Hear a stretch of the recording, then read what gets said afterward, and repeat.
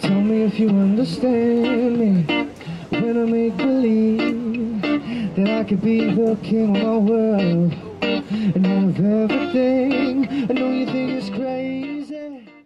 My name is David Morin. I am a lifestyle artist, meaning that I live my life through my music and my art and my expression.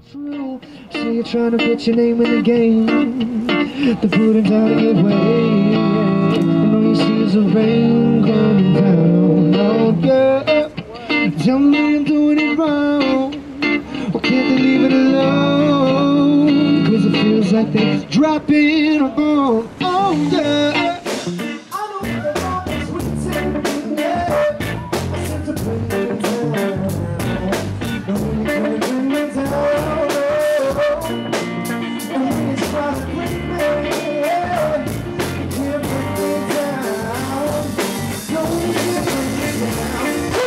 I started when I was 15 or 16 in high school.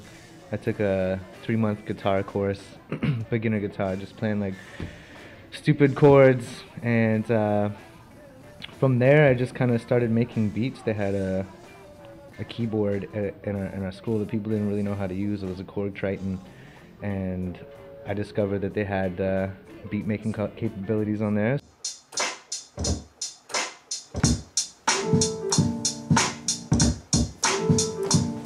And I spent like most of my time in the band room, just like locked in this room. I'd skip class to go there. I was there on my lunch breaks, I was there after school. I did that for like about 2 years, and there was times when I didn't even go home. Like I was there till like 9 o'clock at night, like making beats. And that was pretty much when I discovered that that's what I wanted to do.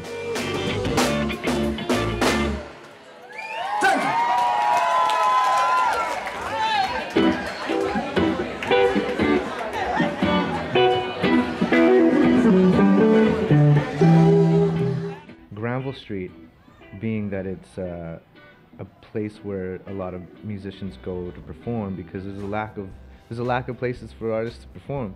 It's hard to get a gig for people, and when I first started doing it, it was it was kind of me reaching out in that frustration to like find a place where I could play, find a place where I could be seen, where I could be heard.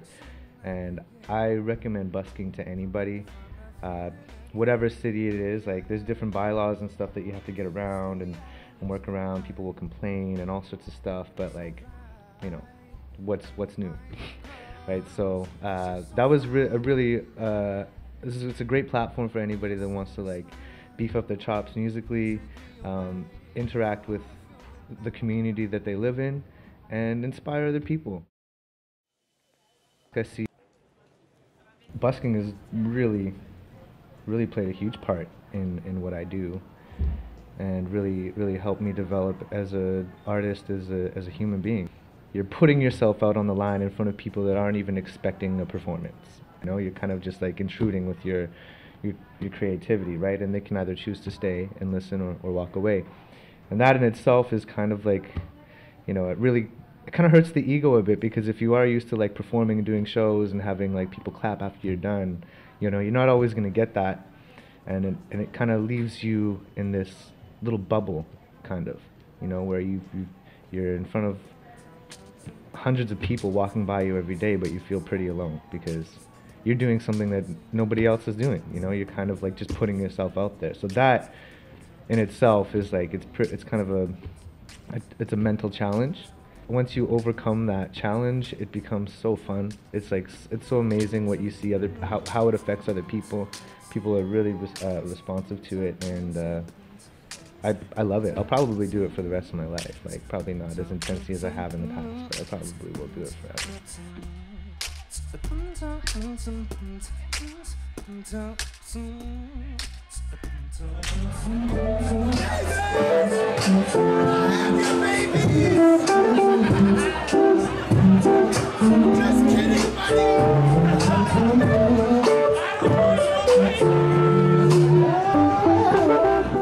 haven't done too much traveling. I've been around the world very much, but I know that in Vancouver, I haven't met much resistance with other artists. I've heard from other people that, like, in other places, that there's like this cutthroat kind of attitude, this kind of like, who are you, like, you know, like, but people in Vancouver, from my experience, have always been very open to like collaborations, doing shows together. There's like a strong community base there.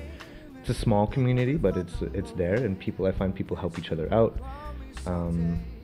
which is great. I love that. I love seeing people work together, you know, and promote each other to like do well. Hey, what's the key to R&B? What can that genre do that no other category can? Can't help you make babies. R&B used to be soulful. It used to have like some artistic merit, like Marvin Gaye and, like, you know, for me, Stevie Wonder. Like, that's real soul music, and R&B. That's rhythm and blues. That's what it is to me by definition. And now it's just like hip hop. It's been tainted with this like bubblegum pop. It's all clubby. Which, I mean, whatever. People like to dance, you know. I like to dance too, but I mean, like, in regards to R&B, I don't know. I want to see the roots of R&B come back. I don't necessarily see myself as what is going today as an R&B artist, but I just see myself as a musician. What have been some of the roadblocks? Most of the blocks that I've come through doing music is just myself, you know, like being able to, first of all, like quit my job to like do what I love, like finding my passion in general. I don't even think it means music. Like anybody that quits their job or like quits whatever mundane thing they're doing to like follow what they want to do, like props, big ups. But I think like the biggest blocks that you have are yourself, you know? Yeah, I don't think that it would be fair to breathe. If you stayed, I would never leave. I would be complete. I would plant every seed and you leave it to me. I'm kicking free just so you can understand me a little better. What do you think of the method of American Idol or like the quick startups? Like all those shows and those like those competitions or whatever, it's entertainment. But what it does to the artist, I feel, is that it kind of gives them the shit end of the stick. If they even make it. So if they make it like in the top like 5 or 10 or something like that, they have to sign a contract that says that they can't do anything until that contract's over, even if they didn't even get selected. So they're stuck. They're shelved already. And then on top of that, like you have some of the artists that have been successful at it and they don't have any control. And I mean, that's just how I feel about the music industry in general. Like getting signed to major labels and things like that. Like you lose like your options for creativity. You're being told how and what to say, what to dress, how to dress, and all these things. And it's like, where is the artist? Like, who's the artist? Who are we even listening to? It's like, I think it's a good tool for getting exposure, but there's this thing called YouTube and Twitter, and MySpace, and Facebook. And so basically, I feel like the independent artist is like revolution is really going to start to kick off, because everybody that I know and everybody that I've seen has been going that route.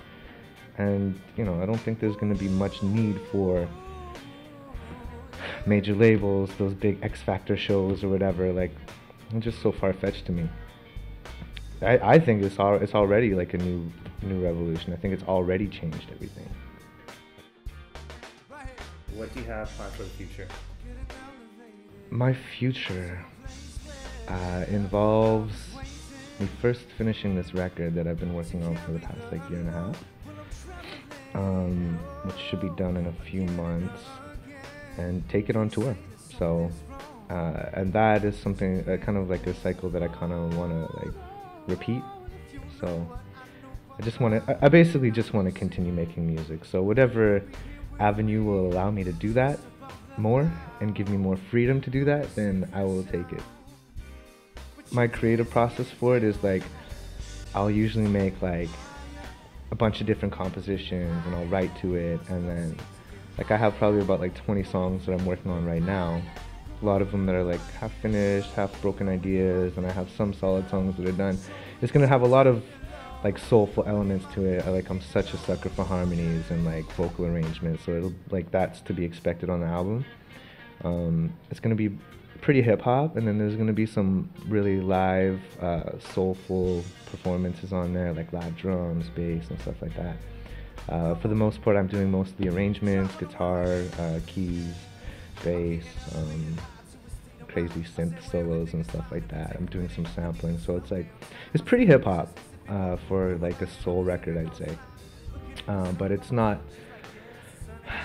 Trying to stay away from anything being too cliche. I want it to be something that's, relevant and fresh, and I think that's something to be expected on it. And it's gonna have a whole lot of my ideologies on it, some philosophies, and some softer things, like just some like love songs and human hardships. You'll hear songs about that as well too. So that's pretty much it. I'll let you know when there's a name for it. I guess if I had a mission statement, it would be to find your passion, and then everything else can follow after. Because like my personal goal in life is to be happy and maintain that happiness, and doing that is tricky. It's very hard. Finding what it is that means the most to you, and then continually following that. And I've found in my experience that all of those things start to follow after, like happiness, money, friendships, success. My name is David James Adrian Morin, and I live my life through action, music, art, and love. So David, how do you feel about your show? I felt like it was great, man. I felt we had really good vibe. I felt like a lot of people supported. Yeah, you feel good? I feel really good. I feel like I'm accomplishing something in my life. Yeah, exactly. That sounds like easy to do. You just get naked. I mean,